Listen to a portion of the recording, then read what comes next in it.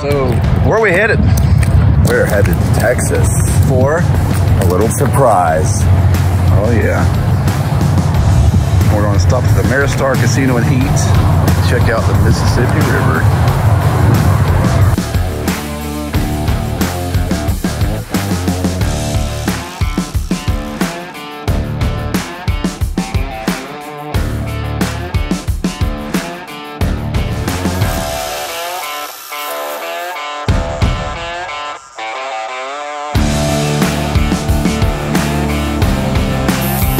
All right, we're going to take you guys back 2 or 3 months when I went back to Texas to pick up my 57 Chevrolet hardtop. Me and Finnegan found it on a road trip on the way home from Arizona, and I was actually looking for doors for my other car, which turned into another car. So cool. Oh my God. Wow, look, there's a 56. Rear bumpers, front bumper, doors. I want you to think this through, all right?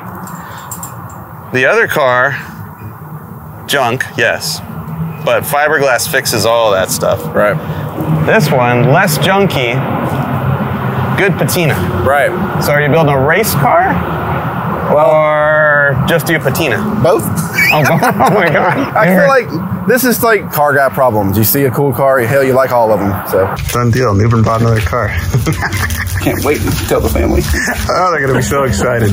A little backstory on the car. Dickie bought it in 1977. When he got it, it had a 409 and a 4-speed in it. Too bad it wasn't in there when we got it. That'd be pretty cool. But he used that drivetrain in another car. He used the seats out of it and just several miscellaneous parts because he considered it a parts car because it was so rough. But it was at a different location along with all his other cars, and apparently a bunch of kids got in there and busted all the windows out, did a lot of body damage. And so he moved all the cars to where he currently is now. And that car's been under the shed where you see it since 1995.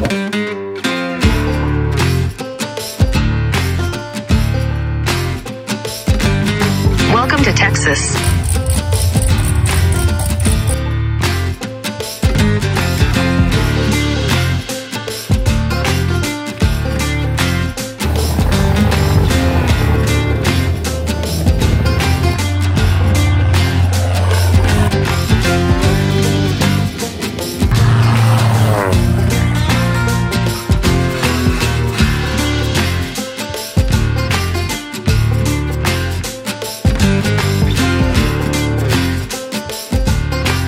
We met up with Emily and Aaron from Flying Sparks Garage. They lived about 4 hours from where the car was, but they helped me get it all loaded up. Battery for the winch died.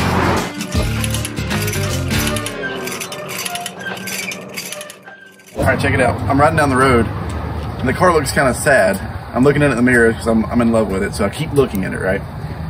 I look at Matt, and I'm like, dude, why don't we pull over, put all the trim rings on it, the headlights in it, and the hood on it, give it a little facelift before we get home. He's like, that's a great idea. So we're at Advance. We have 20 minutes till they close. We're going to go ahead and get some hardware. We're going to show Bessie some love. So let's go. She's stuck. We're going to use the can. Oh, yeah, we're definitely missing the latch because this goes, it's even with the top of the grill. And the latch sits further back, so it's missing.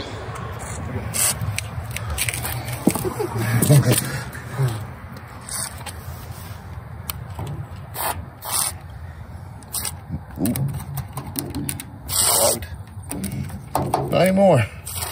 Nice. All right, there's our hood, complete with the chrome on the front and the bullets.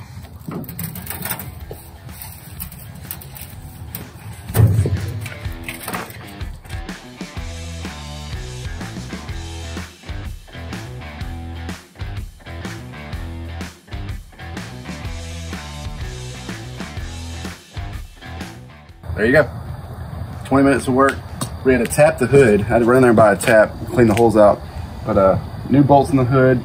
I'm missing the latch. I didn't realize that, but I'm missing the latch. It may be in the car somewhere, but we got it ratchet strapped inside to the chassis. We got our headlight buckets in. We got our trim on. She looks good. I love it. So since I got the car home, I've done a bunch of work to it. I've actually pulled the chassis out from under the first car that I had because it's called a California frame.